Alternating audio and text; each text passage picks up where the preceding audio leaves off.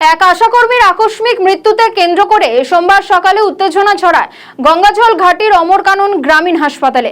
ঘটনাকে ঘিরে বিপুল সংখ্যক আশাকর্মী হাসপাতালে জড়ো হয়ে বিক্ষোভ দেখাতে থাকেন। পরিস্থিতি সামাল দিতে ঘটনাস্থলে পৌঁছয় পুলিশ। মৃত আশাকর্মীর নাম রুম্পা, তার বাড়ি ভালুকাথল গ্রামে।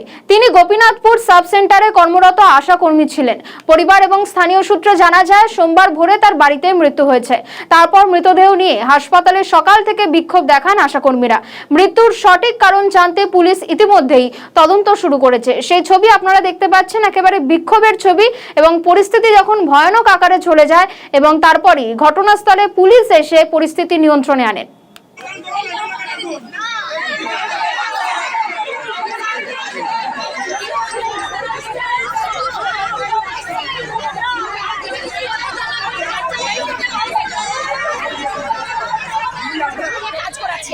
আমরা যে বিষয়ে দক্ষ নই, এর জন্য আমাদেরকে কোনো ট্রেনিং দেওয়া হয়নি।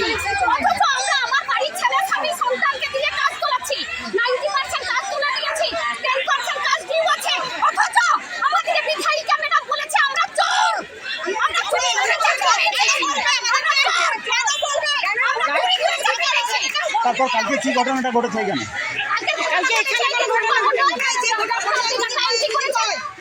বলুন বলুন বলুন। টাটা এন্ট্রি করেছে রাত 10টা অবধি। এখন ও মেন্টালি শক হয়ে গেছে, মেন্টালি শক হয়ে গেছে, স্ট্রোক হয়ে গেছে। উনি কোথায় দেড়টা অবধি কাজ করেছে। উনি কোথাকার দায়িত্বে? হালকা তোলে না। 11টা আমাদেরকে নামিয়ে সরিয়ে নিয়ে চলে গেছে। কি নাম আপনার? নাম কি? আমি পিন্টু সাহা।